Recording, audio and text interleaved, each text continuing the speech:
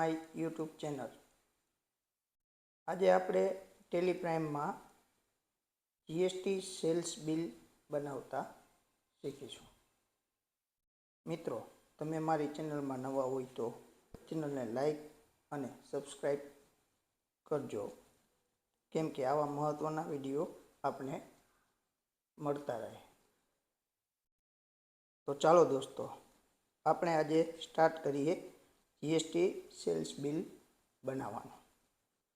તો સૌ પ્રથમ મિત્રો ટેલિપ્રાઇમ ઓપન કરી લેશું। ત્યાર પછી બિલ બનાવવા માટે આપણે સૌ પ્રથમ વાઉચરના ઓપ્શનમાં જઈ અને એન્ટર આપશું। ત્યારબાદ ત્યાં ફર્સ્ટ ઓપ્શન આવશે પાર્ટી નેમ, ત્યાં આપણે ક્રિએટ બટન ઉપર જઈ અને પાર્ટીનું નામ બનાવી લેશું। તેમાં ફર્સ્ટ ઓપ્શન આવશે નેમ। નેમમાં આપણે એક્ઝામ્પલ તરીકે ચિરાગ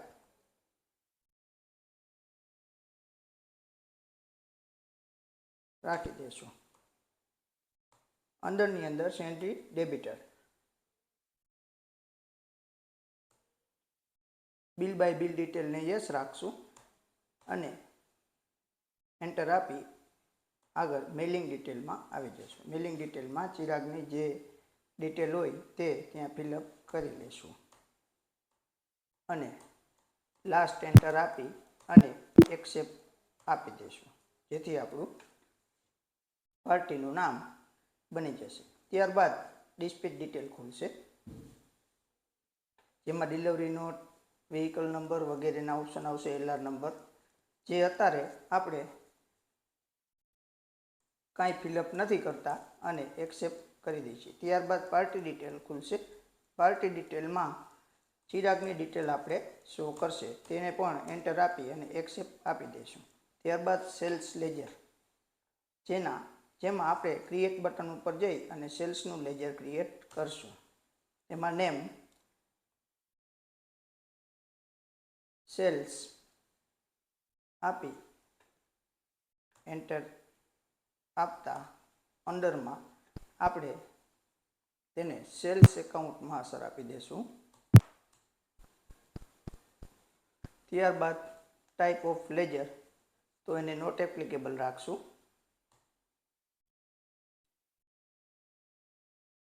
ત્યારબાદ જીએસટી કેલ્ક્યુલેશન નોટ એપ્લિકેબલ આપશું, જીએસટીની અંદર એપ્લિકેબલ આપશું।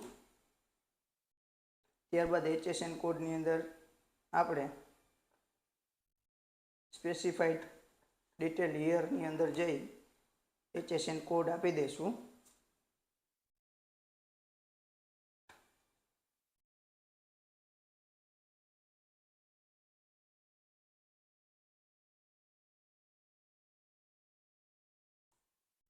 ડિસ્ક્રિપ્શનમાં ગુડ્સ લખી નાખશું।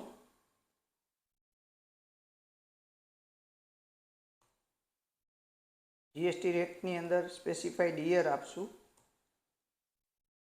ટેક્સેબિલિટી ટાઈપમાં ટેક્સેબલ અને જીએસટી રેટમાં જેટલા ટકામાં આપણે બિલ બનાવીએ છીએ એ ટકાવારી નાખી દઈશું, ફિલઅપ કરશું।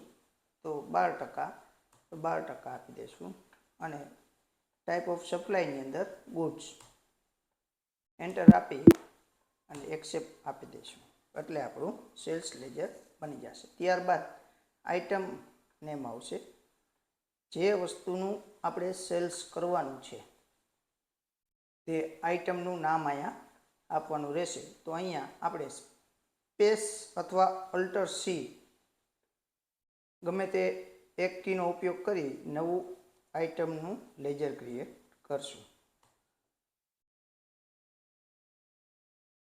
તેમાં ફર્સ્ટ ઓપ્શન છે નામ, નામની અંદર આપણે કીબોર્ડ આપી દઈશું।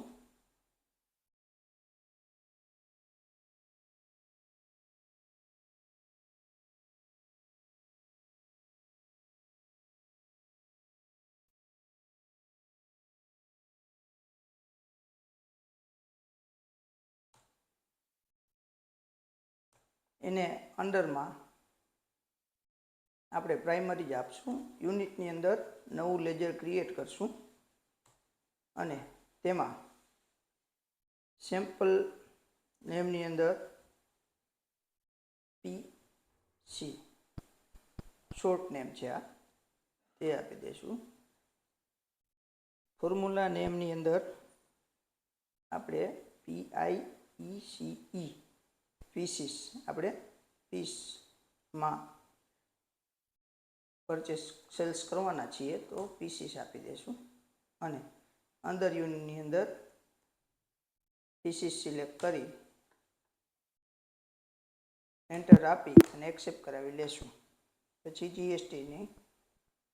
જીએસટી એપ્લિકેબલમાં એપ્લિકેબલ આપીશું.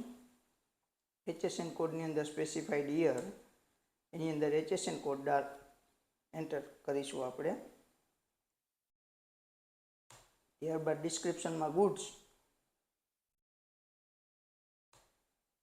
ત્યારબાદ જીએસટી ડિટેલની અંદર સ્પેસિફાઈડ યરમાં જઈ ટેક્સેબલ રાખી અને આપણે 12%માં બિલ બનાવીએ છીએ તો 12% આપી દઈશું. નીચે ટાઈપ ઓફ સપ્લાયમાં ગુડ્સ આપી એન્ટર આપી અને એક્સેપ્ટ કરી લેશું, જેથી આપણી કીબોર્ડની આઇટમ ક્રિએટ થઈ જશે. પછી ક્વોન્ટિટીમાં આપણે એક્ઝામ્પલ તરીકે 100 નંગ, રેટની અંદર 1000 રૂપિયા એટલે 1 લાખ રૂપિયા થઈ જશે. પછી એન્ટર આપતા સેકન્ડમાં નવી આઇટમ ક્રિએટ કરવાનું ઓપ્શન આવશે, જેમાં આપણે સ્પેસ આપી નવી આઇટમ ક્રિએટ કરીશું. એક્ઝામ્પલ તરીકે માઉસ.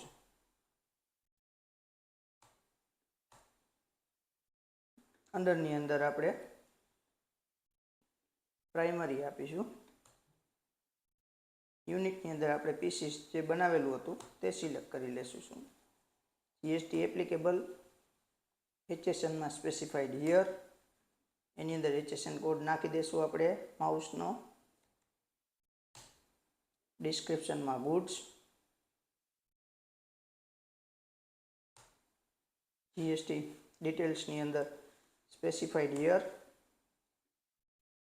ટેક્સ ટાઈપની અંદર ટેક્સેબલ, જીએસટી રેટની અંદર 12% આપી દઈશું આપણે. નીચે સપ્લાય ટેક્સ ઓફ સપ્લાયની અંદર ગુડ્સ અને ફાઇનલ એક્સેપ્ટ આપી દઈશું, એટલે આપણી બીજી આઇટમ પણ ત્યાં આવી જશે. તેમાં પણ આપણે એક્ઝામ્પલ તરીકે 120 પીસીસ, 120 રૂપિયા ભાવ,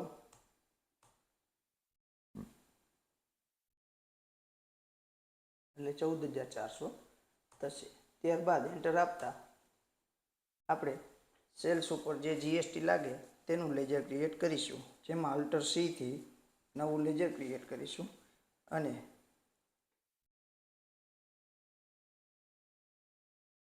SGST@6%. અંડરની અંદર આપણે duty and taxes, type of ડ્યુટીની અંદર જીએસટી, એમાં SGST છે એટલે આપણે SGST લઈ લેશું. પર્સન્ટેજ ઓફ જેટલા ટકાવારી હોય આપણે 6% રાખ્યું છે તો 6%. રાઉન્ડિંગ ઓફમાં નોર્મલ રાઉન્ડિંગ અને રાઉન્ડ લિમિટની અંદર 0 આપી એન્ટર આપી એક્સેપ્ટ આપી દેશું. ત્યારબાદ CGSTનું અલ્ટર Cથી CGST@6%. એન્ટર. એને પણ અંદરની અંદર ડ્યુટી એન્ડ ટેક્સીસમાં ટાઈપ ઓફ ડ્યુટીની અંદર જીએસટી, એમાં CGST છે તો CGST સિલેક્ટ કરી લેશું. એની અંદર 6%, રાઉન્ડિંગ વેતનની અંદર નોર્મલ 0 અને એક્સેપ્ટ આપી દેતા આપણા જીએસટીના લેજર બની જશે અને જીએસટી ઓટોમેટિક કેલ્ક્યુલેશન થઈ જશે. ત્યારબાદ એન્ટર આપતા નીચે ઈવે બિલની ડિટેલ આવશે, જેની અંદર આપણે ઈવે બિલ માટેની બધી ડિટેલ ફિલઅપ કરી એન્ટર આપી બિલ પેલેસ અને શિપ પેલેસ આપી એન્ટર આપતા એક નવું મેનુ ખુલશે, બિલ વાઇઝ ડિટેલ, જેની અંદર ન્યૂ રેફરન્સ. અને જો આપણે એક નંબર ન રાખવું હોય અને અહીંયા આપણે જેનું બિલ બનાવ્યું તેનું નામ રાખવું હોય તો પણ ચાલે.